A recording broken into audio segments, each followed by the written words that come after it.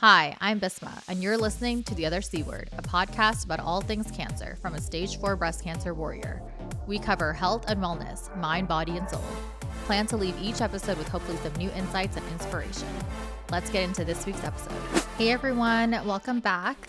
I know it's been quite some time since I've given an update and doing an episode, and that's largely because I have been really struggling on chemo.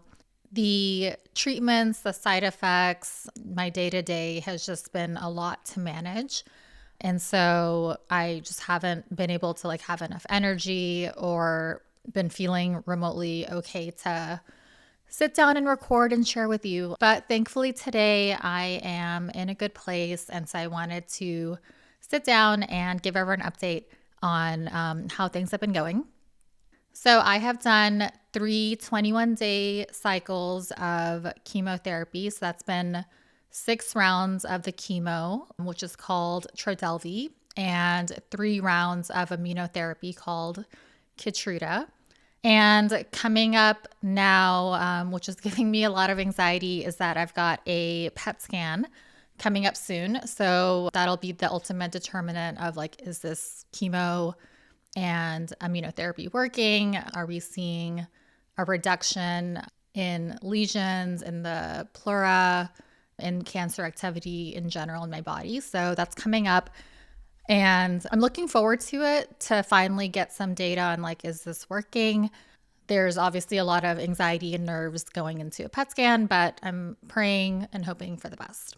I think one of the biggest things that's been helpful for me during these chemo cycles is that I've been actively keeping a note on my notes app on my phone. And every day I write down how I'm feeling, what activities I did that day, what meds I'm taking. And as I've reflected back on the last 3 cycles, the last 6 chemos, it's really helpful and interesting to go back and be able to read all that, because otherwise it just kind of feels like this big fog of information of I wasn't feeling well. But it's helpful to go see what days was I not feeling well, what days was I feeling okay, what days did I have higher energy. And hopefully having that information now as I go into more chemo cycles, I'll just have a better idea of how to plan my days, my weeks. And it's not so much of a wake up and just figure out what's going on situation. So I'm actually going to just reference it throughout this episode and kind of just give an overview of what's been going on. So every day I write down how I'm feeling. A consistent theme that I've seen throughout this is that I've been having a lot of brain fog, fatigue, diarrhea, body aches. On days that I've worked out, I work out with a trainer here in Austin. Those workouts have felt 3 times of a workout. And I've been doing them on infusion weeks. And I think reflecting back on that, it's too much for my body to handle. And I think going forward is that I'm going to keep workouts to my off week, which is the 3rd week of the cycle.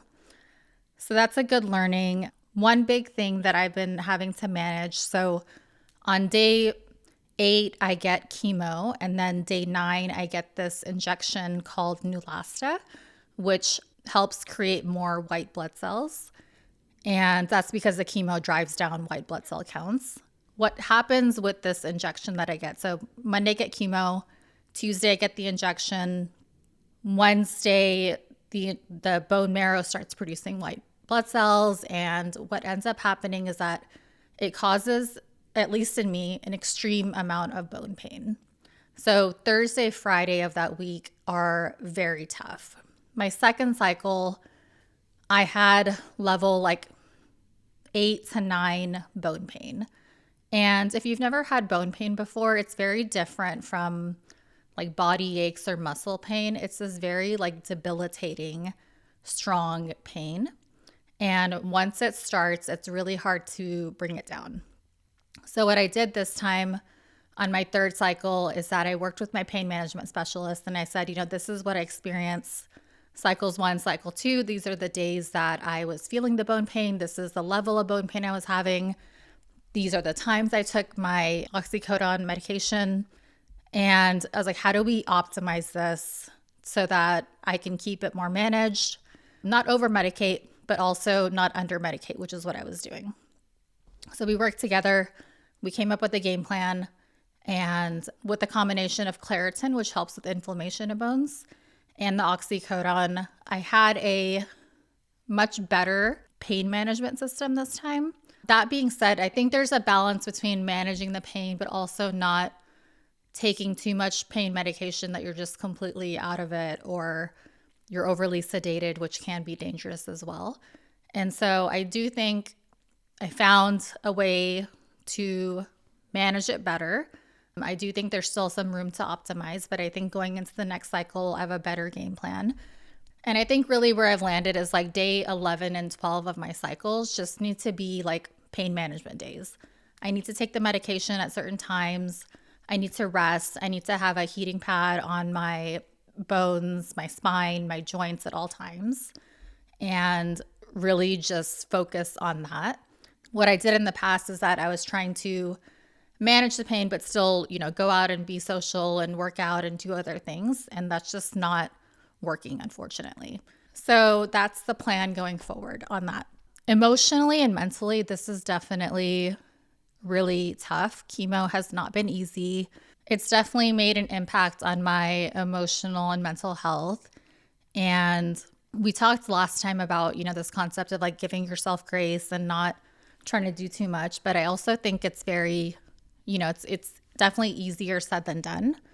And as much as I'm being proactive and being, mindful and keeping track of how I'm feeling, it's still really hard to balance life on top of that. I still want to, be social, go out and do things, do my workouts, and be a part of life. But I've realized it's coming at the expense of having to have a lot of recovery time needed and a lot of days during my chemo cycles where I'm just really not feeling well.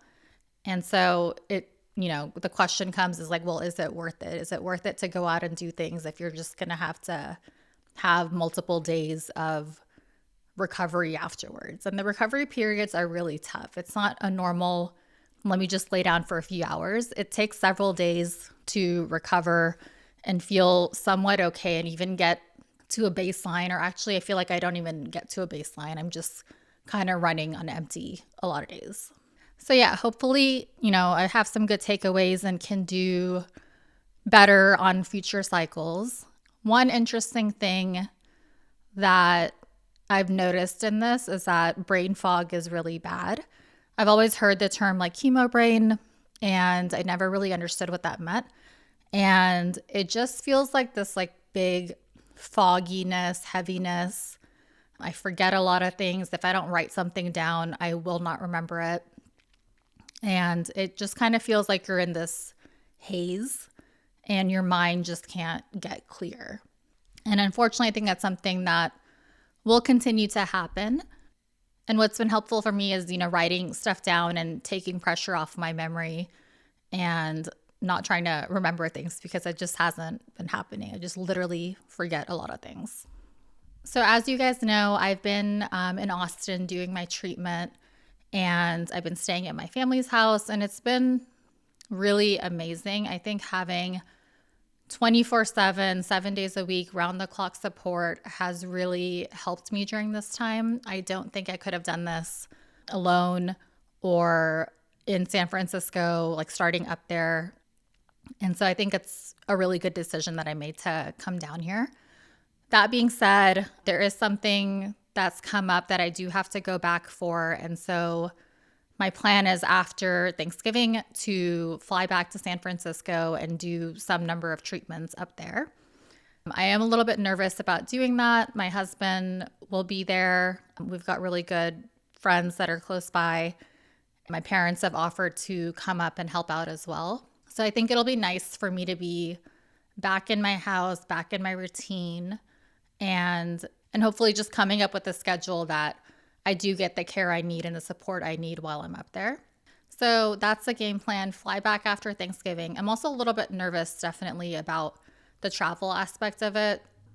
It's, taxing on anyone's body to travel, but definitely going through chemo, I am a lot more tired. I'm a lot more sensitive to like sound, light, noise.